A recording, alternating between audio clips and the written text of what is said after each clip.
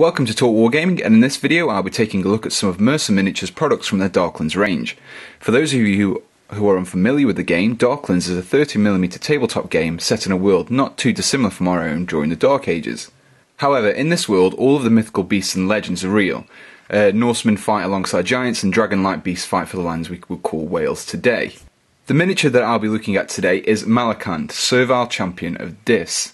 Malacant is part of the Infini, who have allied themselves with the remnants of the Roman Empire. The influences of which are very clear in this picture of the assembled miniature. The square shield and armour plates are very reminiscent of a Roman gladiator. So let's take a look at the kit itself, and the first thing that kind of strikes me about this model is the quality of the resin.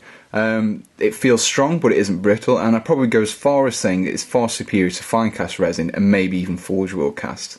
There's also little in the way of mould lines, as you can see a slight one here, but I mean there's very little on top, so I mean it just makes things a lot easier when you actually come to assemble things. So let's clear a few of these things out of the way and take a closer look at some of the finer details. So the first thing I'd say is the detail really is phenomenal on this. The skin, for example, isn't just a flat surface, it's got all of these little folds and imperfections in it, and we've got things like scars, and there's veins, and there's a lot going on here, and all this will kind of attention to detail will really show up nicely when you come to paint the model. What I'm especially impressed by is the armour plating.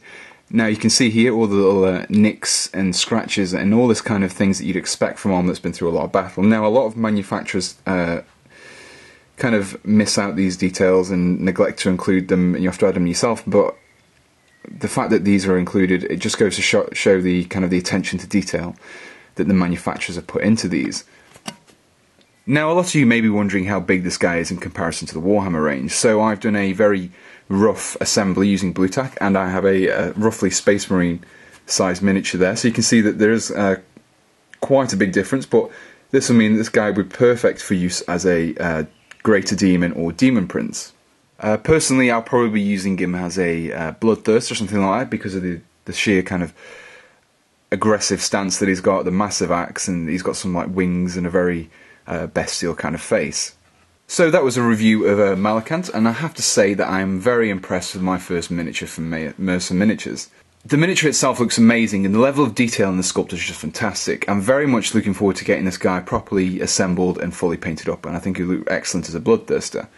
If you would like to see more reviews, news, tutorials and more, you can visit us at talkwargaming.com, which there'll be a link to in the description.